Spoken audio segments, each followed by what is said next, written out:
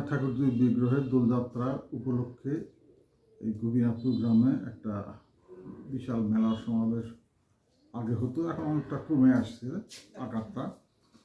এই মেলার বয়স প্রায় 500-16 বছর এরকম হবে। আর এই মেলা